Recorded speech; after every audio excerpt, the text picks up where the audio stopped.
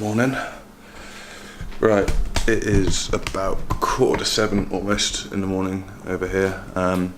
It's still dark outside though, which is pretty weird. Okay, so a bit of a mission. I've got to sort out some paperwork with the hotel because there's a slight issue with the room. I'm going to go and get that sorted in a sec, but first I'm going to go and grab breakfast.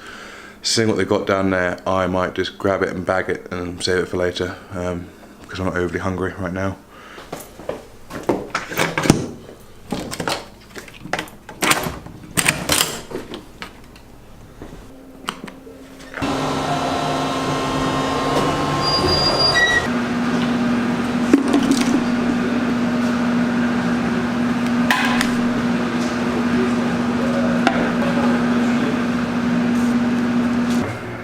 I always find it funny when you go and like, I am not hungry, I'll see what they've got, but I'm not really that peckish. I demolished breakfast. I'll tell you about that in a sec.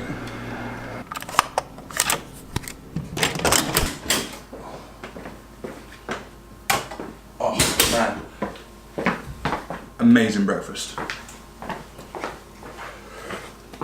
Right, I can't sit down because my pockets are loaded right now, so.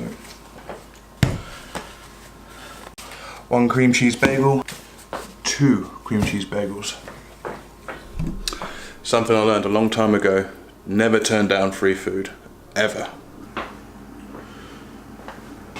So, just got a message, this is fantastic. This is, part of this whole campaign is to try and connect with people and to show people that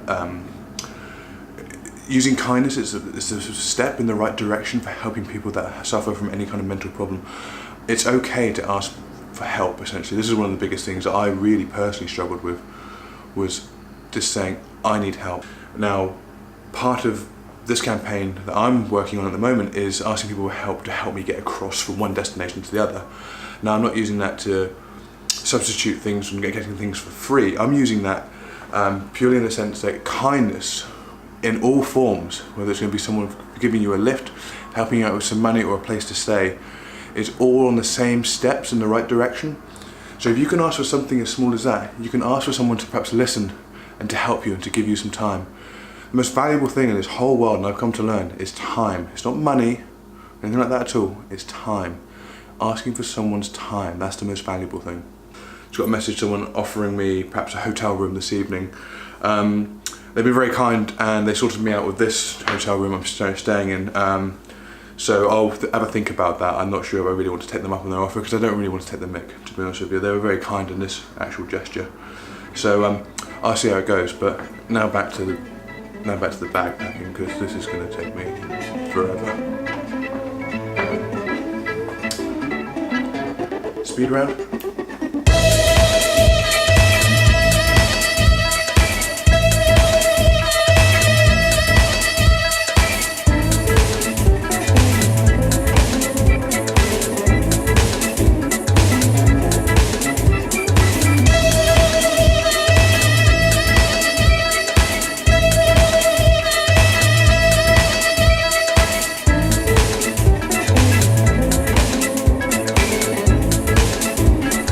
Ready to check out, thank you. Thank you very much. Oh, yeah.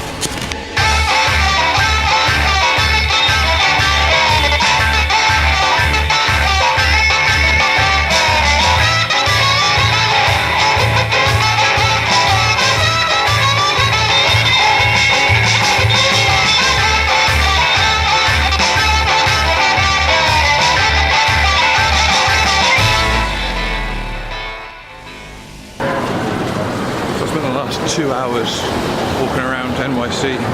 The place is incredible, absolute nightmare of a place. Just trying to find a place to sit down and like dump my bag and actually go through some stuff. It's just impossible. Like I've been into a couple of Starbucks, but they're all standing because NYC moves so fast, I guess. You just stand up, drink your coffee and go.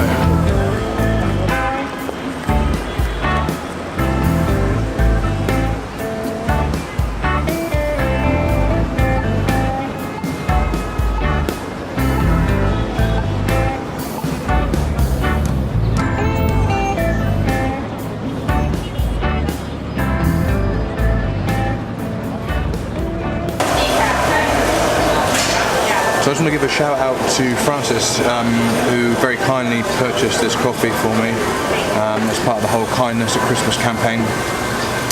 Great shout. After walking around Times Square for the last couple of hours, I'm absolutely shattered and need a little pick-me-up. I'm about to go down the road for about a 15-minute walk to catch up with an individual that I've been looking forward to speaking to for a while. They're not too sure the stuff I want to talk about, but you'll see in a bit what it is that I'm going to be doing with them. And yeah, Times Square is incredible, absolutely blown me away. Gutted that I've not got enough time to spend it to really look at it, but I'll be back at some point, check it out again.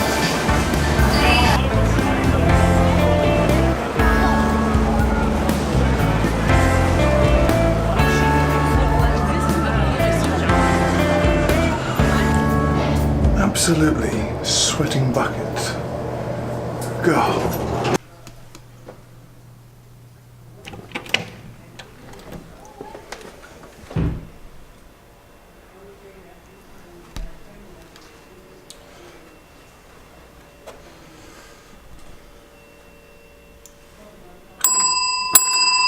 Yeah, you come at the perfect timing just to get all of it going on.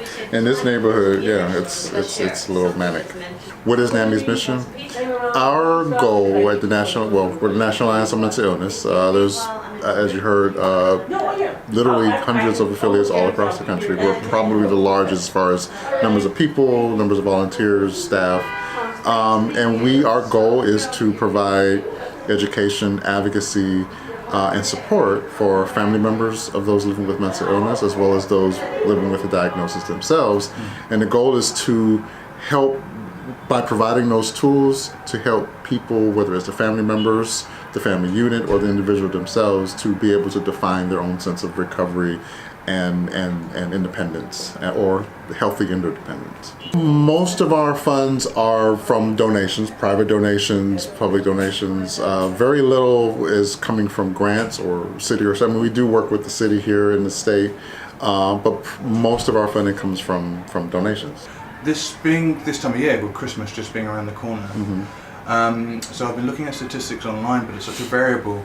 Do you feel that there's perhaps an increase of people seeking out help this time of year, or suffering perhaps this time of year? I know that, historical data would say, yeah, during the holidays there is a higher sense of sadness, of depression, and I think a lot of that is true, and it can come from different places, So I mean, yeah, I think that can be the case. I know here we do get. I don't know if the numbers go up, but certainly the people who are experiencing depression or separation, and usually is connected with some kind of family or historical trauma or drama, it can be more intense. So a few questions that I spoke to Jessica about, but I'd also like to ask you as well. We mentioned it a second ago. As I said, the World Health Organization placed America as number 3, the most depressed country in the world. Why do you think that is?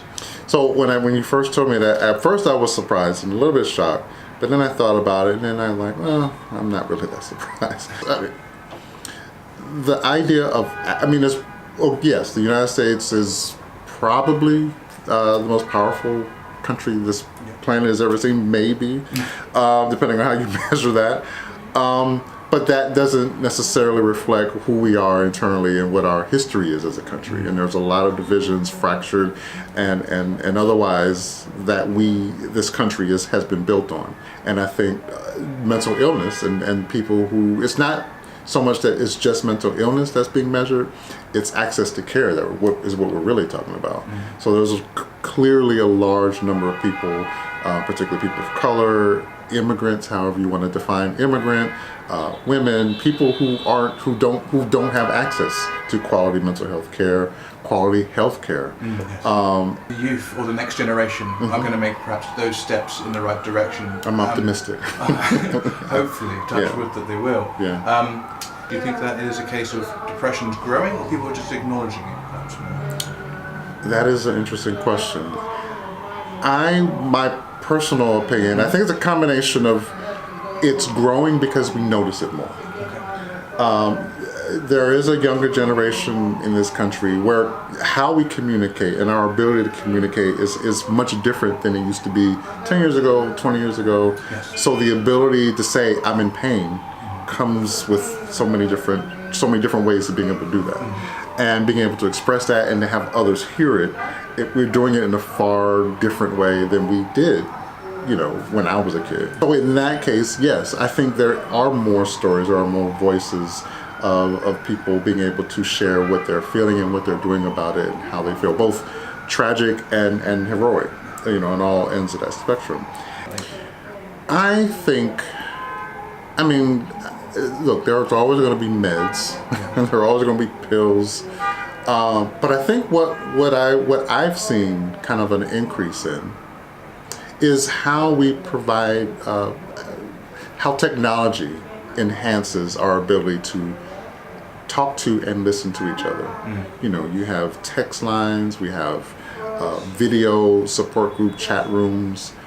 For people that live not just, you know, in the neighborhood, but live all around the world, can log on and talk to 30 other people at the same time who are also living with bipolar disorder. Part of this whole journey is I'm going to film and talk to people along the way. One of the things I really want to try and encourage people is that there's help out there. There are people that are going through perhaps the same thing or similar things, or have even got through the things that you're going through. And that perhaps if you just take one little step in that right direction, or maybe just ask for help for someone, then they could find the answers that perhaps they need, or at least the path that will lead them onto the right way. Essentially. Would you say or suggest anything to anyone? What would that be to say, like, you're not going to be struggling, we are out here? What would that be essentially? What would be your statement to people perhaps watching this on YouTube? So actually I would add something to that. So what I would say to someone who is seeking help, who is seeking support, who finds themselves with more questions than answers, more problems than solutions, you know, don't stop trying. So for people in New York, because I'm in New York at the moment, I'll be going to other states as well. For anyone that's perhaps watching this later on in New York and they perhaps are looking to seek out help, what are your contact details? How could they perhaps find NAMI, and how could they speak to you guys? Sure. So NAMI-NYC is located right here in Midtown Manhattan. We're on 8th Avenue and 35th Street. If you have any questions at all, you can reach us on our helpline. It's 212-684-3264. The helpline is open. There's volunteers here to answer calls between 11 to 6 Monday through Friday. If we're not here, you can always leave a message, or you can email us at helpline@NAMI-NYC.org. Or you can just call me directly. My name is Larry. My number is 212-684-3365, extension 204.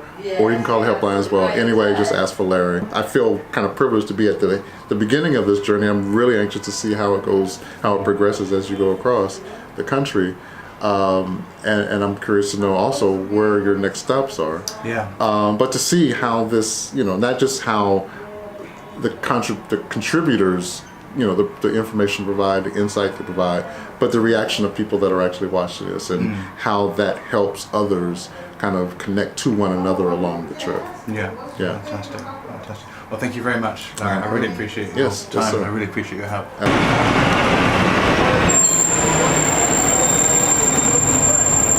Wow, absolutely fantastic interview there with Larry and also his colleague Jessica, but Jessica didn't want to be filmed, so I did that before my interview with Larry.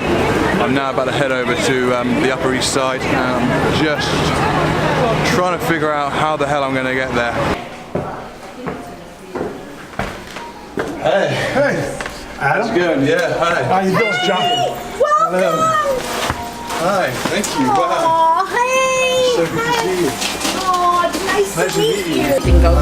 Come in.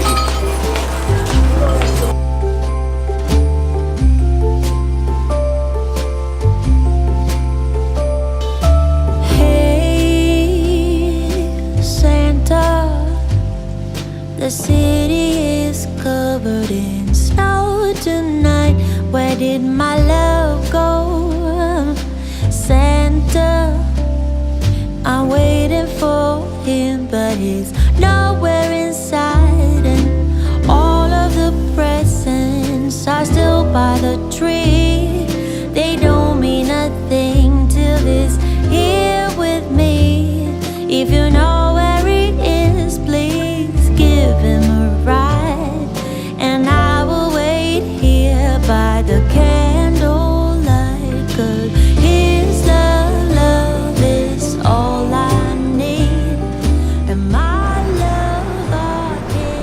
So I'm now back in Midtown.